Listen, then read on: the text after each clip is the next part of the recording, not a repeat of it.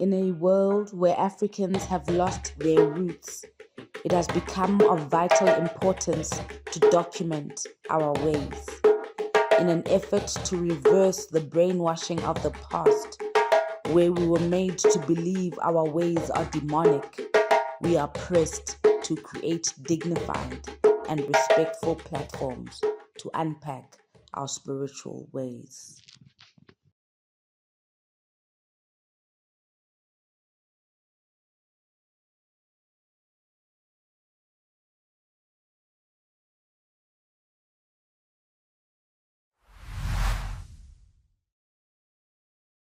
Welcome home. Welcome to the Mazisi Kunene Manuscript Museum. I'm so honored and excited for this opportunity to share this beautiful part of our collective heritage, legacy. This is a place where over 10,000 handwritten manuscripts that were written ngesizulu by one author. This is the home of that place, the home of South Africa's first poet laureate, Ubaba Mazisi Kunene. Welcome home.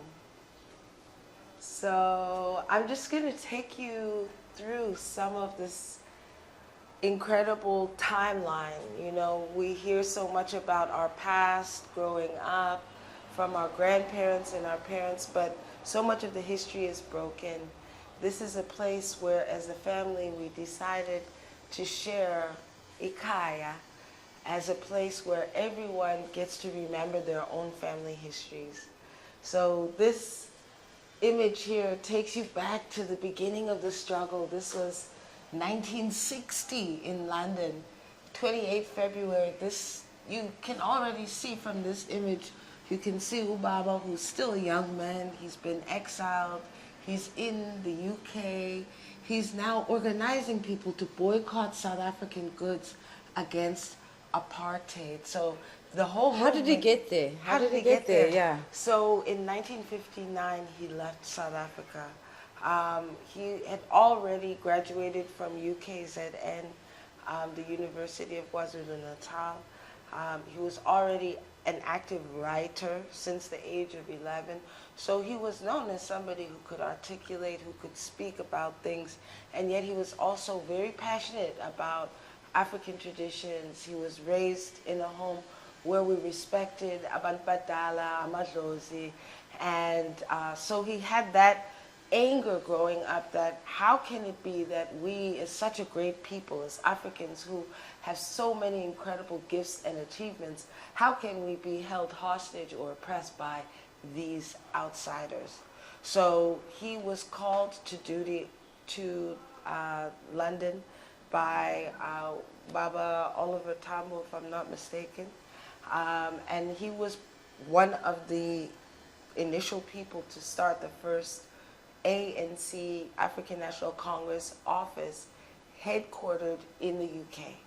So that was a big work because you have to understand the media had blocked all information to the rest of the world. People didn't know what was happening in South Africa. They had no idea.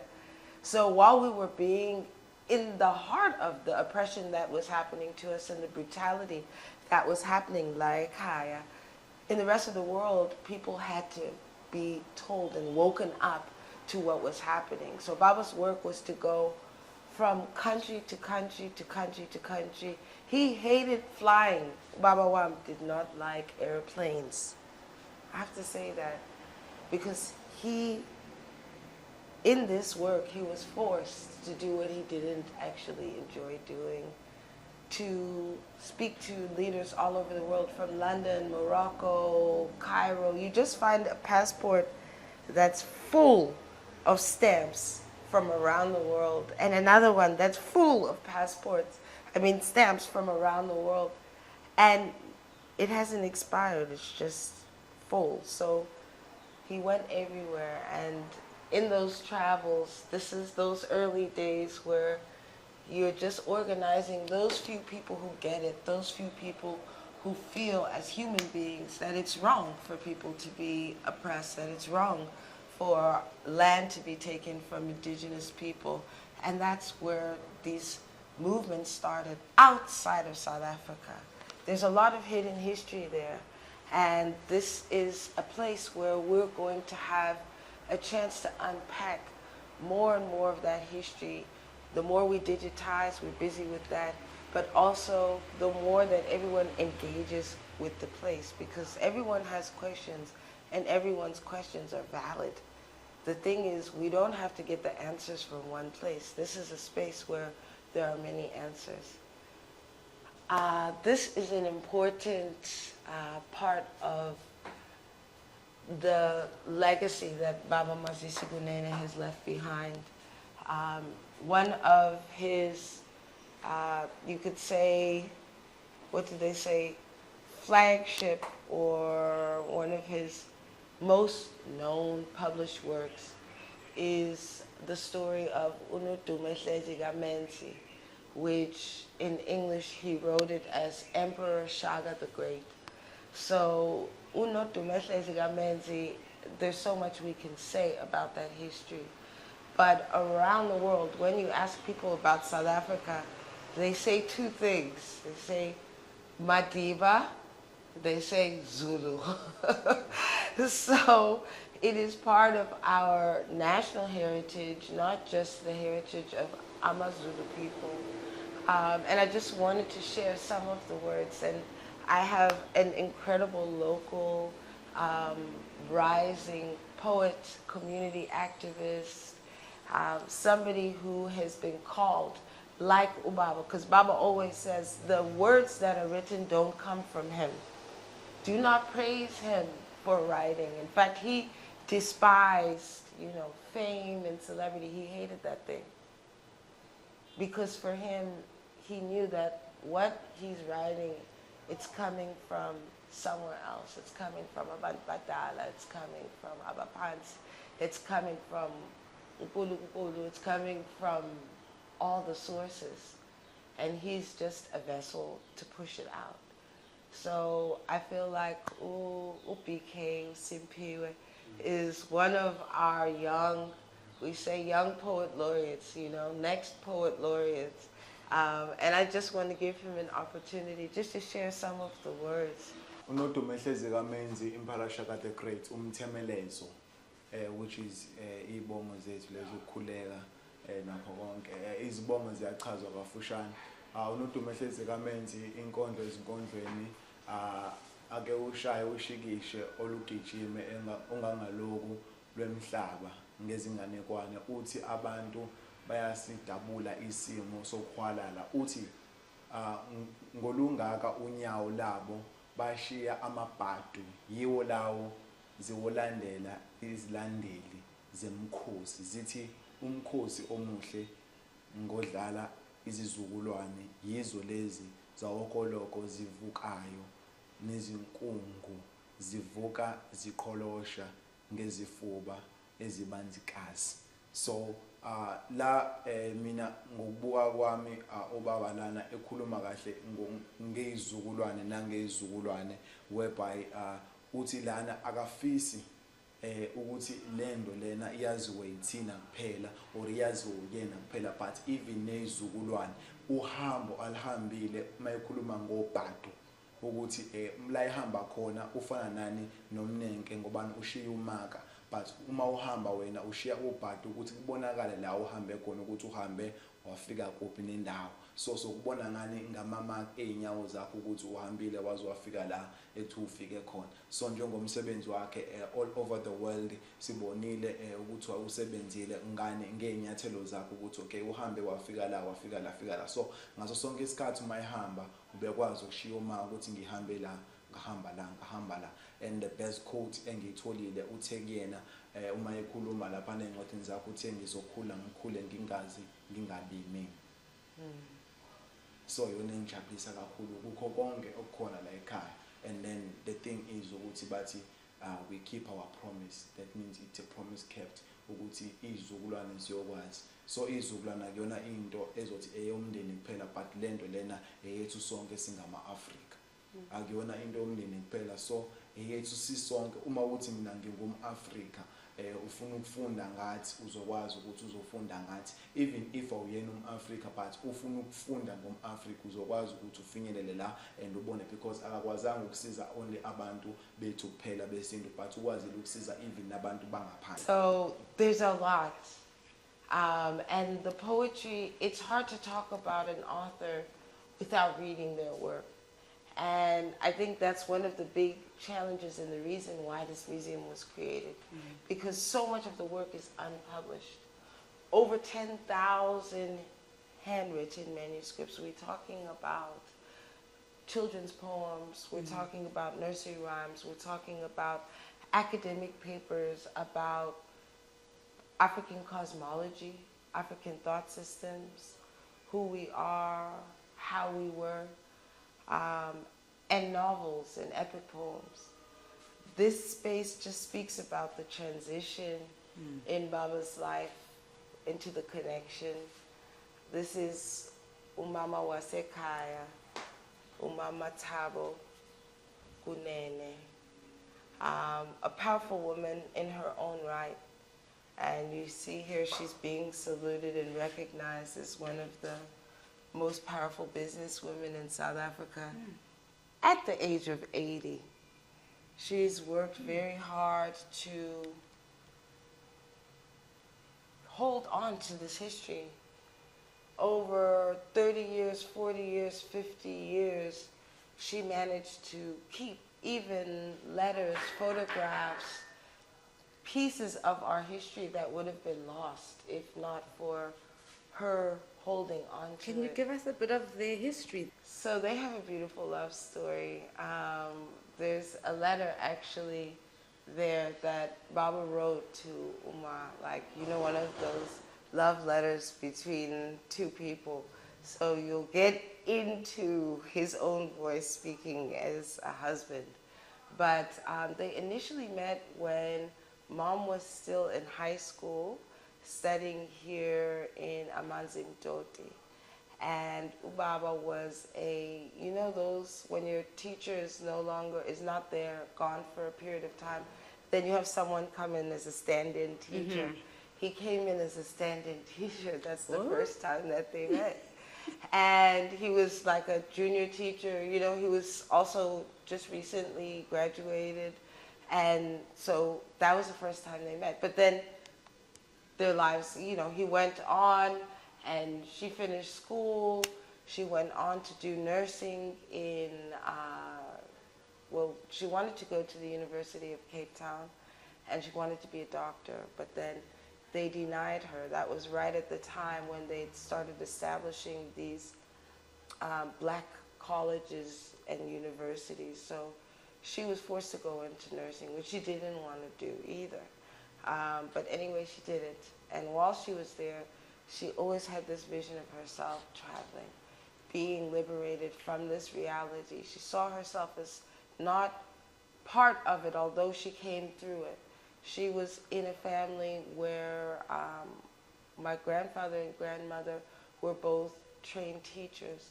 And at some point they were living in Khayelitsha as a family. I think there were 6 siblings and the 2 parents in one room. And through their teaching and their love for young people, they sort of grew an audience of kids who were coming to the house. And before long, people identified them as a place for learning. And there was funding, and a schoolhouse was built. And it went from a creche to a primary to junior high. And it's still standing today in Khayelitsha as a high school. And that's a school that my grandmother started and my grandfather was the headmaster. So my mom came from this family of do for yourself. My grandfather also had a laundromat, had a tuck shop. You know, there was this spirit of we are here to make things happen, to do something productive. Even, you can see there's a Singer sewing machine here. This Singer sewing machine they were tailors. So for them to be able to send 6 kids to boarding schools all over, they knew that they were not going to ask someone for it. They were going to do it by all means necessary. And they did, and they managed to educate all these incredible children, one of whom was my mom. So she had this thing inside of her that, no, the world is big and I need to be a part of it.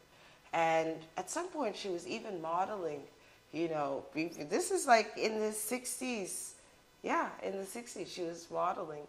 And then she had this opportunity. She worked hard to raise the money, almost got pneumonia in Joburg working as a nurse. She has all these crazy stories of people mistreating the nurses, you know, because you're almost at the bottom of the food chain when it comes to this hierarchy of oppression when you are working as a domestic or you're working as the nanny. So she tells us about all these crazy rebellious things that people would do to get back at these people who were oppressing them and mistreating them and exploiting them. You know, I don't even want to say on camera, I think it would be too much. But just know that we've always been resisting, you know, even if it doesn't look like a demonstration on the outside, there's a resistance inside. And so Mom's way of resisting was liberating herself from being here and fighting to go overseas. She got overseas. She was working as a nurse. She says these people who would come to her and stress her about this and this and that, she should be doing this or that, be more involved in the movement, what. I don't know what the pressures were at that time. But she was like, I wanted to go shopping. It's like, I wanted to go shopping. I wanted to get some nice clothes. She said, I've been suffering all my life. Now these people want me to suffer some more. She was like, no. So my mom always speaks about that, that as much as there was hardships growing up, she said we didn't know poverty. And this image is here where you can see Umkhulu Nogogo, my father's mother and father in the South Coast. It's proof of what she's saying. When you see Umkhulu Nogogo, my mom's parents, there's proof of what she's saying, that at that time as African people, we had our own internal ecosystems. We had our own communities where we knew we weren't welcome outside of our community. So we made sure that we were whole within. We had all the people to do our medical needs, people to fix our cars, people to fix our refrigerators, people to build things for us. We were supporting each other. So I think that's where we're going back to even now. We're realizing that our real power is with each other. Let's take a look in the Red Room. It's a very, big change from the other space. This is East meets West. So this space is the Red Room. This room is a space where we recognize the meeting between cultures. We recognize how profound it is as a South African writer to be able to write in your own language first, without apology, unapologetically writing in your own language, what comes to you, through you, from what is you, in a way that's natural. And then from that work, how far the translations can go. So Baba's work was translated into Japanese from English before the version that was originally written in ngesiZulu was published, if you hear me. So it was written in ngesiZulu, it was published in English by UNESCO, and then the Japanese saw this epic tale. And it was published by a Japanese publishing company, which is the oldest Japanese publishing company. And they only publish Japanese legends, like legendary Japanese stories. And they saw the value of these epic stories. So they published Baba's work. I just love it. The photograph is on the back. It's a whole different way of experiencing even reading, because they read from back to front. So this work had that power. Not only Unotu Mhlezika Menzi, not only Emperor Shaka, but also Anthem of the Decades was also translated. So now you see that our stories, our history, the wisdom that's hidden inside of all this has been absorbed and is being eaten up by the world while we didn't even have access to it in our own language. So that is part of this journey. This Japanese composer who writes here, he's a musical composer. And we got this correspondence, so we get these letters, you know, this is before, you know, the internet, before emails and all that. And we get these letters, and in these letters, we see this correspondence by this Japanese composer who's saying, he's speaking to Baba about his desire to collaborate with him. And he's speaking about how he's been inspired by this poet. And he says, concerning the composition, he says, the shape of the African continent is indeed very similar to that of the piano. This is how profound we are as African people. He says, this accidental similarity has been raising some questions in my mind, such as where I stand in the tragic relationship between Africa and Europe. So now he's now unpacking, you know, and he speaks and speaks and speaks about the inspiration of Africa and beautiful impressions of Africa. And he says, this piece is dedicated to an African, in parentheses, Zulu poet. He says, Mr. Mazisi Kunene. Now, this work was originally written in Zulu, translated into English. Japanese poet made a composition, and then it was performed in France. Beautiful. So it's just the tale of how profound we are in the translation of who we are. We often think that in order to have an international appeal or international relevance, we have to now write in other languages. We have to now think like other people. But Baba was very against that. He was so against the idea that you have to be someone else in order to be the best version of yourself. He rejected that completely. So Ubaba grew up in the South Coast. He was actually, here's a photograph here from there, Kai.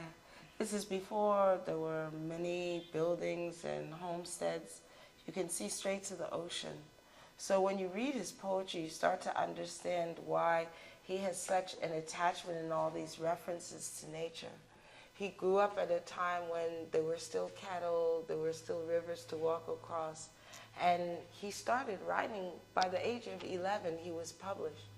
And that work went on to win him the Bantu Literary Award. So you can see even Ubaba, my unkulu, my grandfather, there's a story that Baba would tell where as a young boy, he was always given his space around his writing. It was recognized as something important and something special. And to the point that they even had a small desk for him. And with this desk, he would follow the sun throughout the day. So wherever the sun was, that's where the desk was. And he'd be writing, and then, you know, the sun would shift, and then he would shift the desk, and then he'd continue writing. And then his father would come to him at the end of the day and say, okay, basically, Batini, Batina Banpatan, Batina Matos, you know, what is the message that you have brought for us today? So from a very early age, he always had, there was no separation between those who came before him and those messages that he was here to share with the world from them. There was never any confusion for him. And my grandmother, Umawake, was a school teacher. She was also a singer.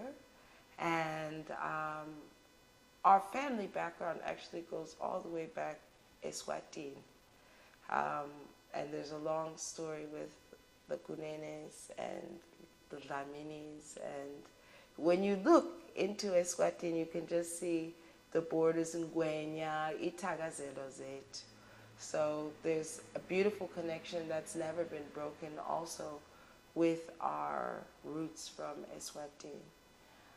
So this young boy who had this gift, who was very encouraged, Ekaya, went on to be recognized. I mean, how do you get from a small village there all the way to UKZN?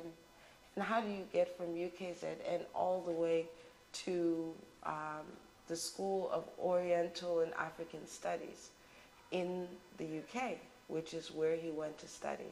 So upon his exit from the country, part of the mission was he was going to study there. And when he got there, he was going to do his PhD, and all that ended on arrival because from that first image that you saw where he's holding the placards, the struggle, the mission, the vision took over and took precedence. So Baba left behind his whole family. He left behind his mother, his father. He left behind his brothers and sisters who were alive. You know, I can't imagine how painful that was for him, but I know growing up how painful it was for him. You know, you could always feel that the home, like yearning for home, being homesick, was part of growing up for us. You know, we even inherited that thing of like feeling sad that we're not home, even though we didn't grow up in South Africa, even though we weren't here, and feeling sad, we would cry for what was happening to children here because we felt like those are our brothers and sisters. You know, it was that strong and that deep, Ekaya, that we're so very connected to our people. So, yeah, then getting to the UK, Baba interacted and interfaced with so many incredible people. This is work from a profound South African artist named Dumile Feni. Every South African should know Dumile Feni. He is, recognized around the world. They're auctioning his work at Sotheby's. He was a close friend of Baba's, and they began this work together, a conversation about failing. It was a story about a Japanese or a Chinese friend of theirs who was in exile with them. But now she was so homesick, this thing of being homesick and missing home so much, that she decided, I'm going back. I don't care if I die. I don't care what happens. And they told her, don't go. Don't go. You'll never come back. And she went. And they never heard from her again. So this is, you know, there are many wars, you know, even during that time in the 60s and 70s, just like right now. There are many wars. As there are wars happening in Africa, there are wars happening in other parts of the world. Other people are also suffering and also being oppressed. So Baba always had that bridging. It was never a thing where he isolated himself from other cultures or other people. There was always an appreciation for who we are and a pride that gave us a confidence to embrace and appreciate other people's cultures. So this is the story of Ufeiling that is a conversation between pencil and ink on paper with Baba Dumile Feni. This is 1970 now, where they're having this conversation. And Umawam always says that as they were working on this series, that there was just constant arguing and fighting. They were always having these philosophical debates. I think the stories about the people who my father loved the most and connected with the most involve such things. And I can relate with that. He loved dialogue. He didn't need you to agree with him or to think the same way that he thought. There was always space for other people's opinions and points of view. In fact, it was very important to hear and know what other people felt and thought. Some of these are some of the published books that have also been translated You can see this is translated into German. This is translated into Spanish. There's more German. So there's just, and then in isiZulu, this is our recent reprint of Emperor Shaka.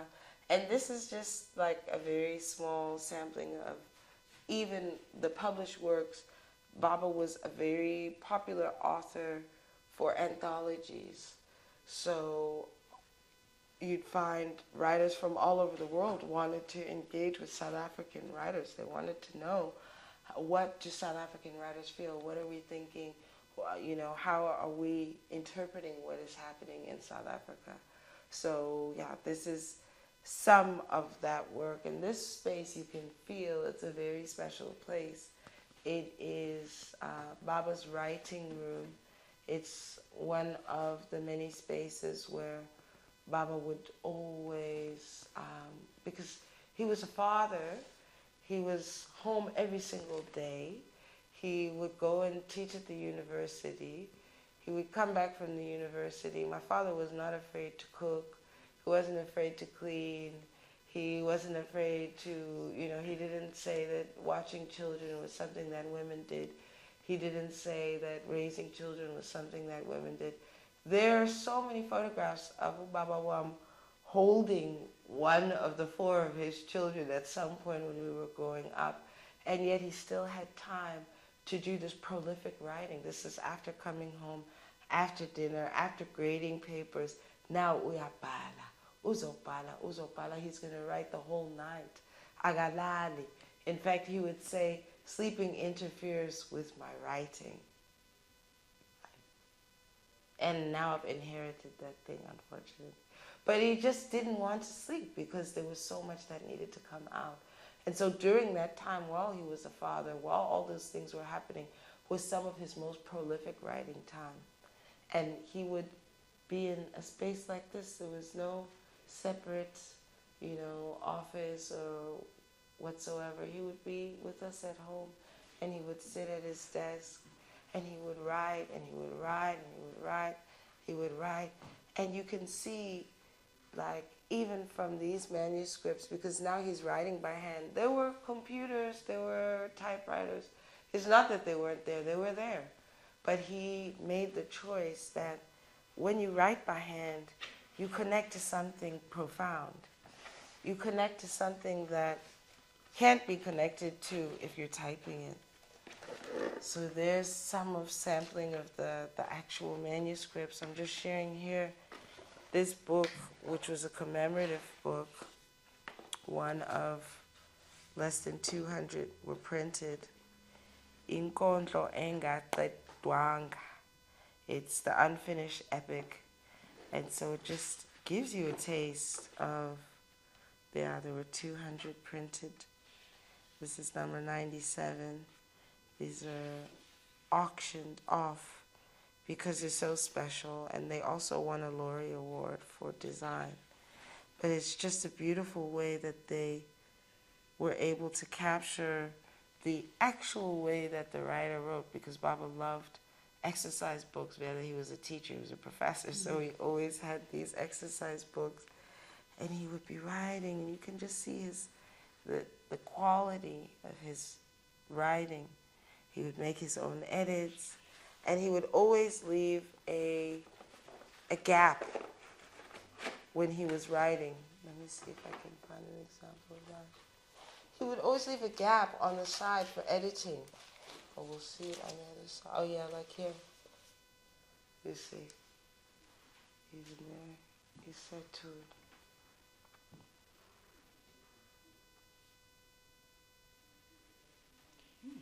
Here's an example of what I was talking about in terms of, so you can wonder, how can someone write 10,000 different works?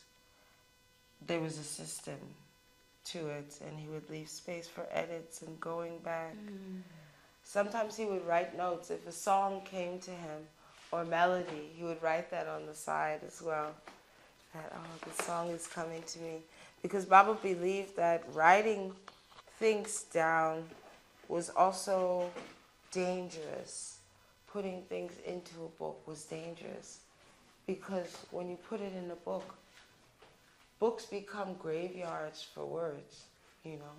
Books become a space where truth and wisdom gets hidden and even lost, because if no one opens the book, then it gets lost. So that's the importance. He actually foretold of this time. He literally wrote, I know it's crazy, this during the late 70s. He said, I know this is a crazy thing to say, but I believe that there'll be a time when people want to see and hear things more than read them. That's now. He said, this work needs people with hands and vision. He literally wrote about children's plays. He literally wrote about children's stories, songs. He wanted us to create works from the work. And he always warned us and cautioned us against overly worshiping the past. He said it was very important that we create works of our own now.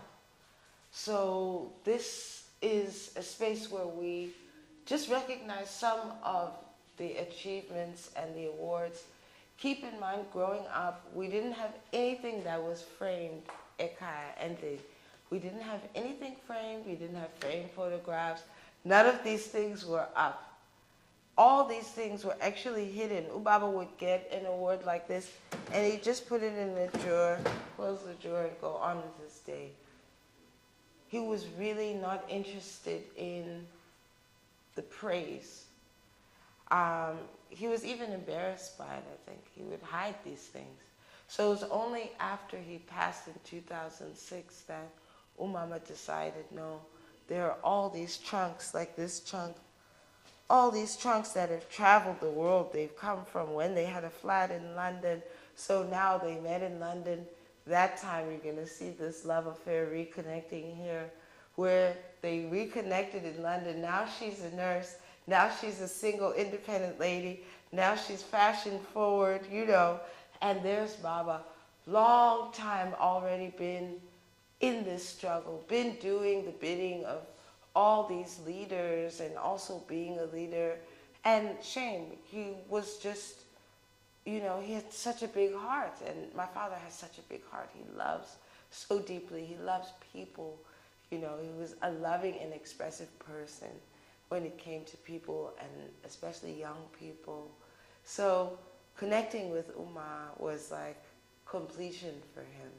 He was a romantic, you know, he would write these love letters, and, you know, it was about sweeping her off her feet, you know. So they reconnected in London, the details of which I don't know, that reconnection day, but that is the story, that they reconnected in London. From that point on, then they, you know, they were in love, and here they got married. You can see some of the images from their wedding. There's the fashion forward fashionista. That is my mom. I think she got that from Paris, the two-piece top and bottom. And they got married at a space where, I love this because it tells you the time and space. You see, the struggle was always, my mom married the movement. She didn't marry a man. She married a movement. And this is a beautiful sort of portrayal of that. And Baba speaks about this time. Now they're in exile. These are the South Africans who are there gathered together. You can imagine it's a cold place. Europe is cold. London is cold. And now you gather with just this circle of Africans and circle of South Africans who feel your struggle and know your pain. And then they have this magnificent celebration. Baba says, my favorite photograph, this photograph is the photograph from the wedding reception. And this wedding reception happened, then my father's cousin married an English guy who was some kind of royalty. So my parents literally got married in a castle. The reception was in a castle. Oh my God. In the midst of all this they got married. So there was this happy moment, and he talks about the wedding party where, you know, people stopped him at the gate because there's this busload of South Africans singing these loud wedding songs. And, you know, people like, what are you doing here? Until they had to have a special permission, like, no, let them in. They're supposed to be here. So, yeah, we've been pushing boundaries for long. This, I was sharing with you this love letter Baba wrote. Just like it tells you, my dearest love, Uti, I felt like writing you a nice and non-problematic letter to thank you for your energy, for your concerns, and for your untiring ways of finding new solutions. I feel like that defines their relationship. He had such an appreciation. And then he says, you must understand sometimes that hard as I try, I am imbalanced. At first I thought I could be possessed and still be normal. But more and more I go through visions that convince me that the only way is for me to subordinate myself's self for a stronger mission. He said, our people must experience not only their greatness in their own terms, but must be made to see the image of themselves in something larger than life. This is what we're talking about. We're talking about the movies. We're talking about our stories being told. He said larger than life. So he wasn't saying play it small. He wasn't saying, you know, our stories belong, you know, folk tales. He always rejected like these terms that try to minimize and diminish the greatness of who we are. Even oral tradition, you know, oral history. He'd say, you know, what exactly do you mean by oral literature? You know, that's a whole conversation. But Baba brought all that work back home with him when he came back to South Africa now in '94. And he was so loved and so embraced. He was here during an exciting time. He was so close to Mambo Sumhlongo, Baba Madala Kunene. Are they related with Baba Madala Kunene? We are related as Amante Mande, and oh, it's not like they're brothers. But it's like they're brothers. Okay, they're souls. Yes, yeah. The Ubaba Wam, and that's just the beginning and end of it. Baba Madala was there with Baba, you know, at a time when Baba couldn't even speak. Baba Madala was there with him. When Baba didn't have words, there was a time when he didn't have words. And Baba Madala would come and play. Oh, wow. And Baba would play like with the shaker, play the shaker, play along. Like at a time when no other communication was coming out, it was coming out through the music and through that connection. So there is no greater connection than the connection between Baba Madala and Baba Wam. Okay. This is so like mind-blowing because this is where you start to see the impact of one South African writer on the entire world. There's an anthology here of poems of the English-speaking world where they're recognizing the greatest poems written by English authors, Shakespeare, Wordsworth, Yeats, Wyatt, all these people. And Kunene is there next to Shakespeare, you know. This is important to recognize. This is from the city of Los Angeles. If you know anything about California and Hollywood, this is a place where they have no shortage of celebrities and superstars.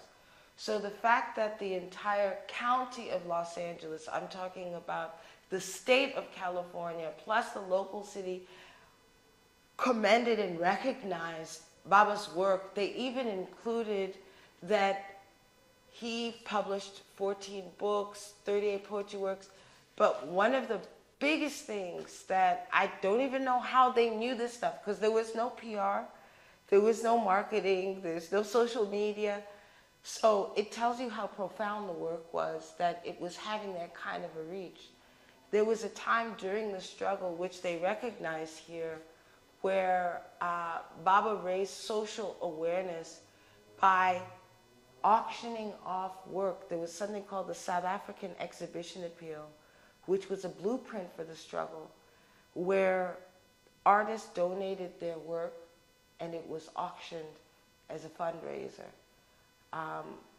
President Thabo Mbeki speaks about this moment being a pivotal turn in the movement because no one had ever raised that much money at once for the movement.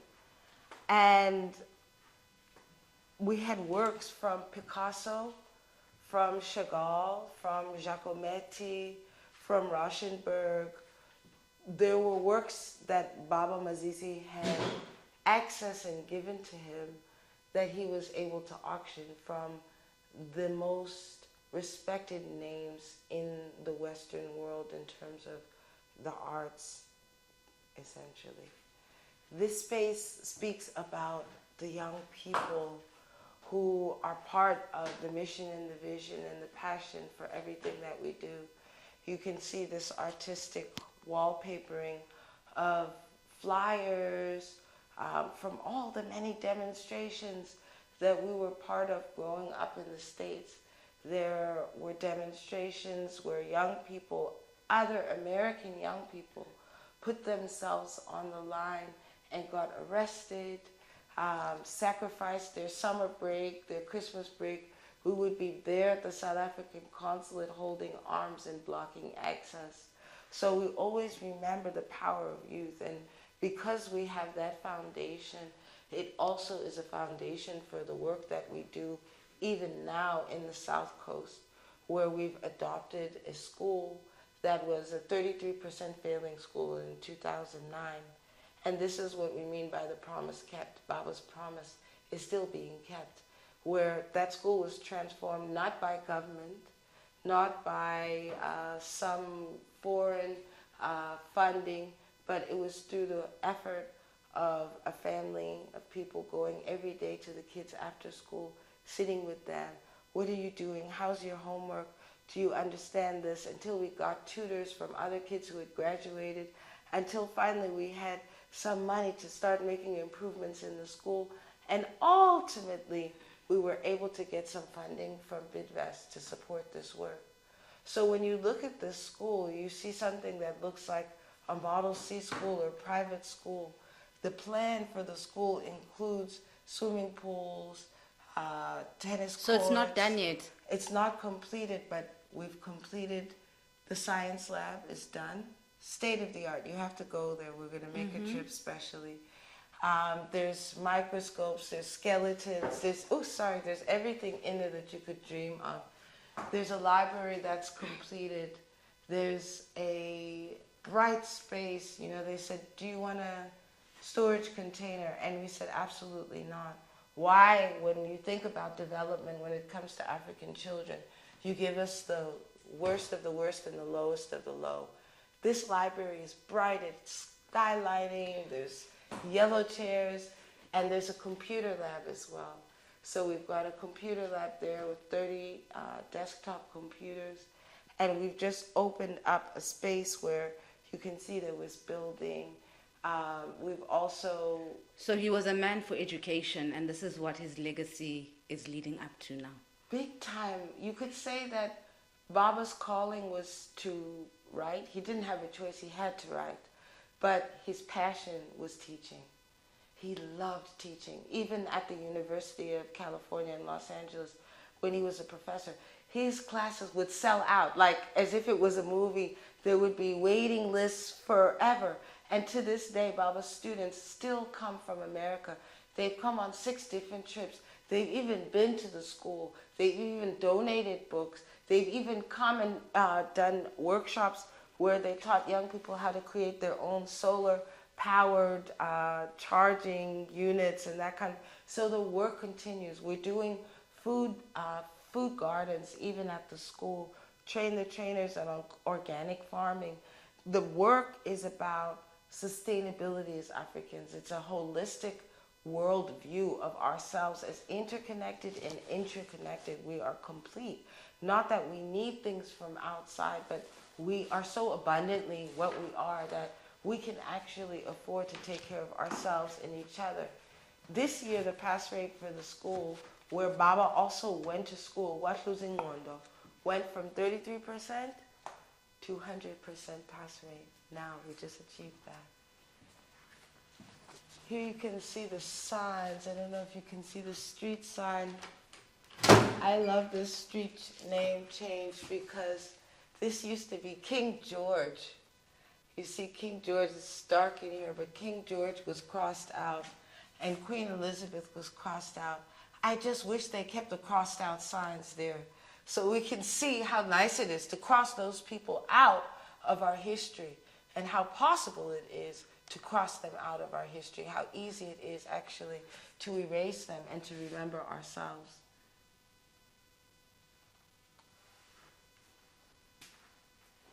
Here's some of the students from UCLA when they came to visit. This is the impact. They're students who now their parents, their grandparents, they're professionals, and they consider themselves not just Africans, but they identify as Zulu people. So you find them, like even back then in the 80s, African American young people who changed their names to South African names. So there's a guy who is Marcus who is now Manja. Wow. Yes. And this is because of Ubaba? Yes. Incredible. So this is an image that you can just see from BBC. You can see that's the handsome him. So he's been speaking for long and representing this point of view and the importance of not compromising who we are for acceptance somewhere else. You're seeing some of Mom Kunene's achievements there on the wall. It's hard to shoot and walk there. That's Akona. That's Akona Trade and Investments. This was upon coming back to South Africa. Now, Mom is supporting as a wife, but also doing this nation-building work.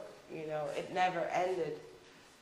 This is just more of the work. You get to see how magnificent it is, even when you blow it up. There's just art inside of every part of it, and it was a process that never ended. You know, Baba would edit and edit. You know, when you get even deeper into the editing process, you realize how complex it is. Because when you read Baba's translation, some of them you'll find that it's not even a direct translation. There's one message that he's telling us in our language, and there's another message that he's writing in English. And he spoke about this for African writers, that there was an importance to have an awareness when you write in English, who is your audience? And when you write in your home language, who is your audience?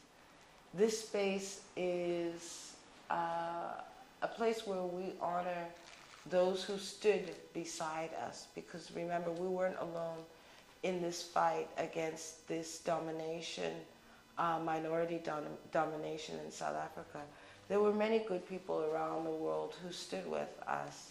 There were many young people around the world who stood with us. And if you even look in Los Angeles, the most active anti-apartheid movement and demonstrations, protests were happening, sit-ins were happening, and they were being led by young people.